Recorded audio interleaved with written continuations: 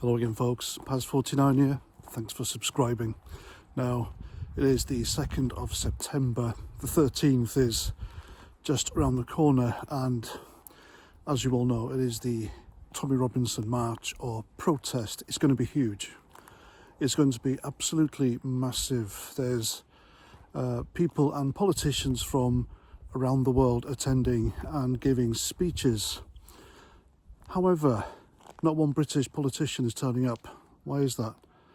Not even Rupert Lowe. And Rupert Lowe has been a vocal supporter of Tommy Robinson and the cause, etc., pro-British and saying the right things, hasn't he? So why on earth isn't he attending? Answers on a postcard. Also, one other thing. For some reason, this event, the organisers want to spend £27,000 on flying in Maori from New Zealand to perform their haka dance. Why? What the hell does the Maori and the haka have to do with the situation in Britain today? Again, answers on a different postcard. But I'm sure it's all well intentioned. Now, like I said, there's going to be a lot of people there. It's going to be the biggest ever Tommy Robinson protest or march. And I've been to a few of them. They were quite big, but this one, I think it means more because the situation in this country is becoming fast intolerable.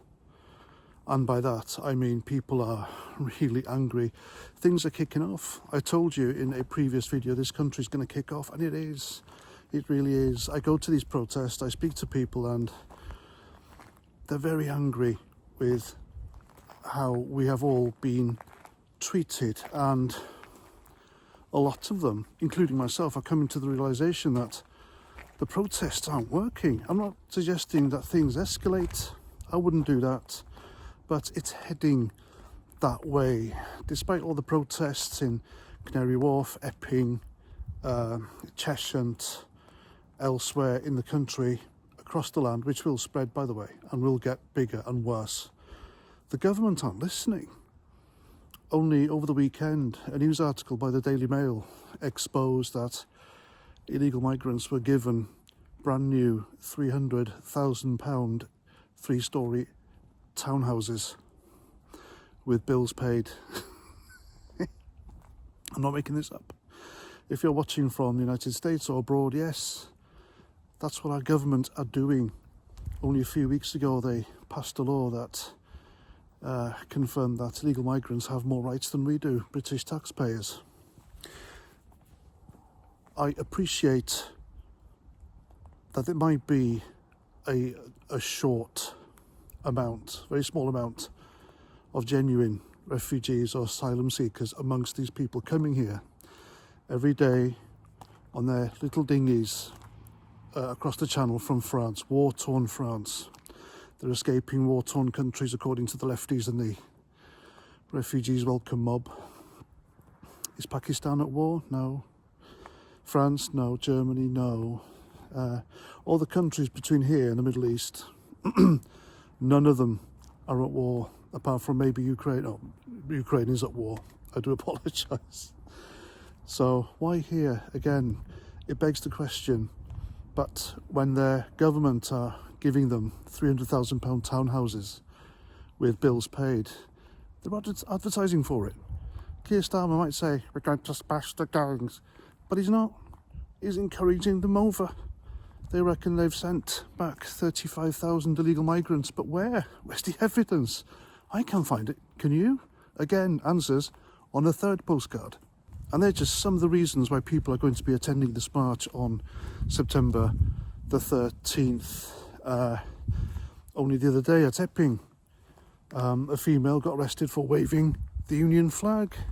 You've got bands of lefties roaming Britain at night, tearing down Union flags and George crosses because they're offensive. The government is suppressing the people.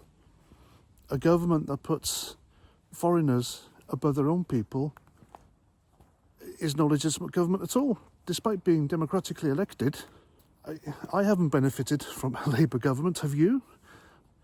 It begs the question, doesn't it? It really does beg the question. What the hell are they up to? What's the end game?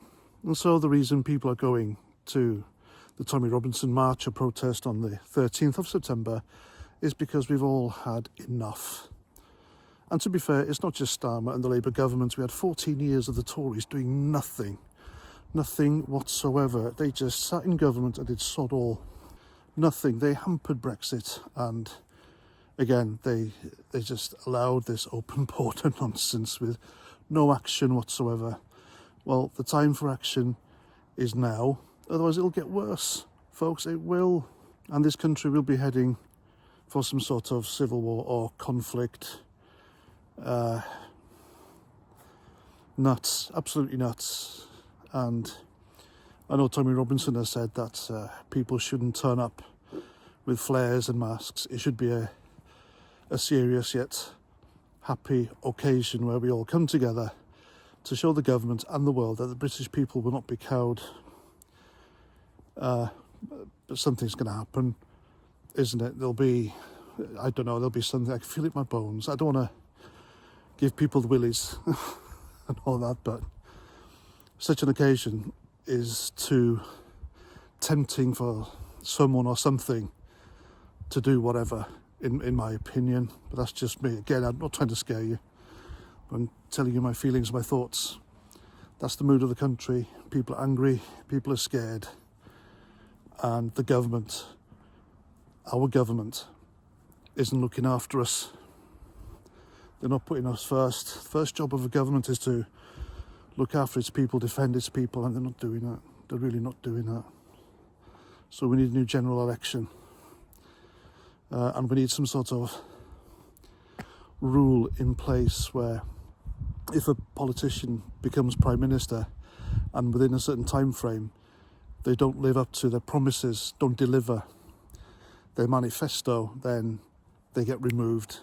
It must be some sort of contingency plan, and they should call it the Starmer contingency plan. What do you reckon? Anyway, there we go. I'm going there. Whether I'm filming or not, I'm not too sure yet. I'll be meeting some people, and I'm going there for a good time. I'm going to show my support, and I hope to meet some of you guys there as well. So if you see me, come say hello. Anyway, there we go. That's my video. I am Paz49. Thanks for watching, and I'll catch you guys at my next one. Roger Trout. That's the American slow, isn't it? Let's do it properly. There we go.